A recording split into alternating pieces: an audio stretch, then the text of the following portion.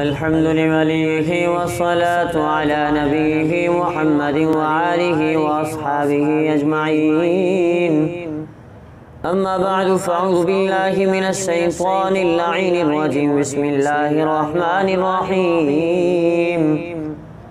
أن عائشة قالت: السنة على المعتكف أن لا يعود مريضا ولا يشهد جنازة ولا يمس امرأة إلى آخره او كما قال علیہ الصلوۃ والسلام.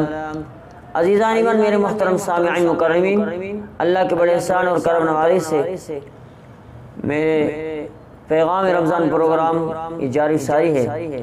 آج آپ حضرات کے سامنے یعنی کہ معتکف یعنی اعتکاف والے کے لیے شرعی دستور اور ضابطہ، یعنی ہر چیز کے لیے کوئی شرعی دستور اور ضابطہ ہوتا ہے، تو جو لوگ اعتکاف میں بیٹھتے ہیں ان کے لیے بھی کوئی شرعی دستور و ضابطہ ہے.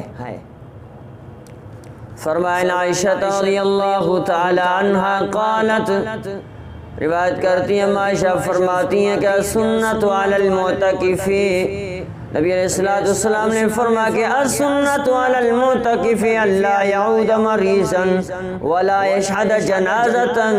فرمایا کہ اعتکاف والے کے لیے یہ کہ کسی مریض کے عیادت کرنے کے لیے نہ جائے، اس کو اجازت نہیں کہ کوئی کسی بھی مریض کی عیادت کرنے کے لیے نہیں جا سکتا.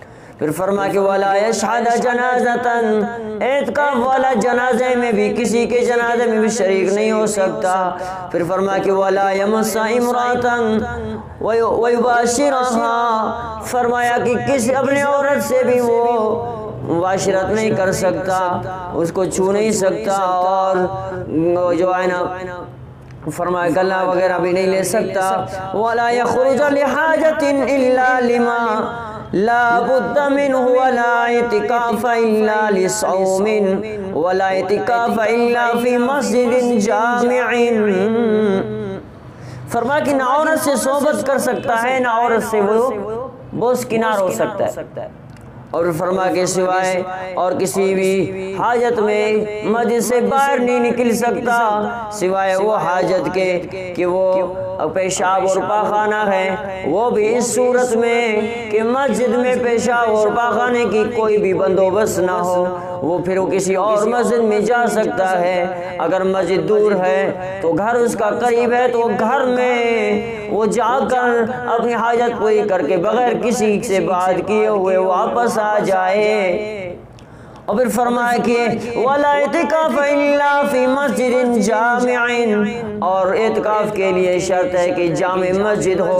یہ شرط حضرت امام اعظم ابو حنیفہ رحمۃ اللہ علیہ کے نزدیک ہے. فرمایا کہ وہ جامع مسجد ہو، لیکن کچھ فقہاء کے نزدیک یہ ہے کہ جماعت سے جامع سے مراد وہ مسجد مراد ہے جہاں 5 وقت نماز ہوتی ہو، وہاں پہ اعتکاف ہو سکتی ہے.